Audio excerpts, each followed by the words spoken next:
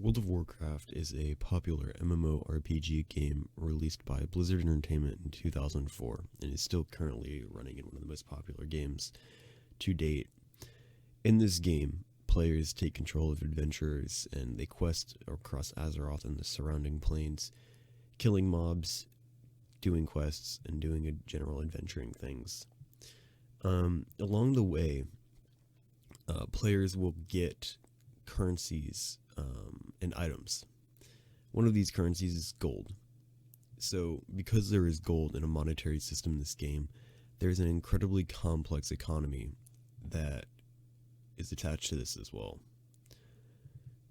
So, the main currency is gold, silver, and copper. You need 100 copper to make 1 silver and 100 silver to make 1 gold. But the primary currency that all players use is gold. So there are players in this game, and they have an option to become a collection of players called guilds. So guilds are entities, effectively, that can act as companies or larger actors in the economy versus an individual player. So players also have options to take on professions. Professions are effectively resource generation and item creation. So we can think of these as companies that create cars. So like we can tie a profession to like GM Motor. They make cars and then they sell those cars. A player with professions can mine ores and then sell those ores. Or if you have blacksmithing, for example, you can mine the ores and then you can turn them into armor and weapons and then sell those armor and weapons for a higher price. Because instead of gathering the raw materials, which would be ores, you would be selling processed materials, which would be weapons and items. Much like how you can sell sheets of metal to GM Motor, but then they process these materials and they turn them into a car that you drive on the road, and that's going to be a higher price than buying a sheet of metal. So, knowing that professions can generate product and generate resources, collections of players in guilds can do that on a much, much higher level. So by having many, many more players, you're able to generate many, many more resources and create many, many more items. And there are more professions than blacksmithing and mining. You have herbalism, alchemy, inscription, enchanting. So the economy is incredibly in-depth with the amount of items that can be created. And World of Warcraft contains many economic concepts from the real world based on the profession system and the gold system. You have supply and demand in the auction house, which I'll be talking about later. You have inflation, which has run rampant in World of Warcraft recently in the recent expansions because of the sheer amount of players. You have the free market, effectively, in the auction house as well. And then you also have investments. So you can invest in your character by getting better gear, and that makes it easier to do things in the game. So by investing gold into your character, you're effectively making it so that you can make more money later on. So this is kind of rivaling the real world concept of investments, in which you invest capital into something and hoping for a return in it later. So there are differences between the World of Warcraft economy and the real world economy, primarily in being that money is destroyed in the World of Warcraft economy. So to get money, to get gold, you complete quests. So I go out, I collect 6 buckets, and then I come back to my quest giver, and they give me 12 gold and 50 silver. Now that gold is just created out of thin air. There is no primary bank in World of Warcraft, so I've just created 12 gold and 50 silver. And then this gold can be destroyed.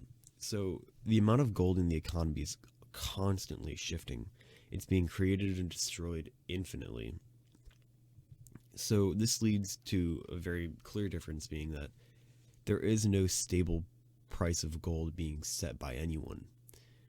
Yes, there is a outside service that Blizzard has done that $20 is equal to around 120 something thousand gold.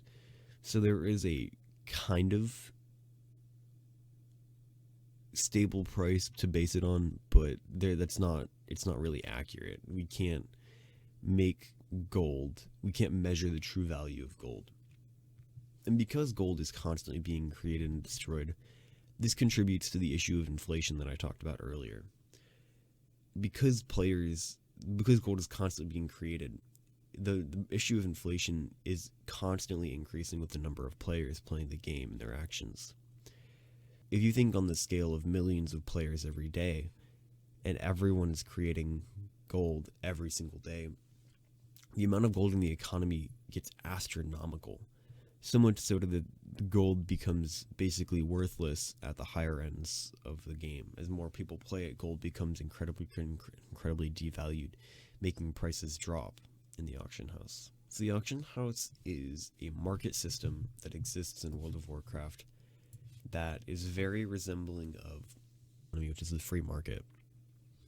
So the auction house is a marketplace that players can use to trade items and trade gold between each other.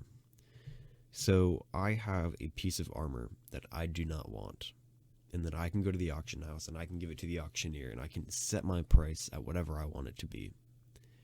And then the auction house will take a cut of the auction that is sold. So this is effectively destroying a small amount of gold in the exchange for being able to make more gold from the person buying it. Because you can post the price for whatever you want, there is constantly a competition between players selling the same item to have the lower price, because the lower price is the one that's going to sell. So there's a thing called undercutting that occurs. So if I sell my thing for 100 gold and someone else wants to sell their thing, well, they're going to go to 99 gold, and then I have to change my price to go to 98 gold. And this happens until a price gets set on that neither player will go below. So if we both go to 49 gold and we decide, you know what, 48 gold is not, it's not going to be enough, it's not going to be worth my time to get this item to sell it for less than 49 gold, then that's the price we're going to settle on. You also have the market manipulation. So players can manipulate the market if they have large sums of gold by buying every single item on the auction house. So if I want to control the price of a piece of armor and it's selling for 3 gold, well, I can just buy every single item that every single player is selling, and then I can set the price again, and I'll have the entire inventory. So this allows players to create monopolies inside the World of Warcraft economy, which is not possible in the real world economy because we have laws against that. In conclusion, there's a lot of parallels that can be drawn between the real world economy and the World of Warcraft economy. Professions is gathering of raw materials and then processing them. Guilds are large companies that can manipulate markets. Supply and demand in the auction house, and inflation in the general gold amount in the world. I believe that the World of Warcraft economy is a very interesting concept to study, knowing these economic concepts that we have now learned, and I recommend you all to take a look at them as well.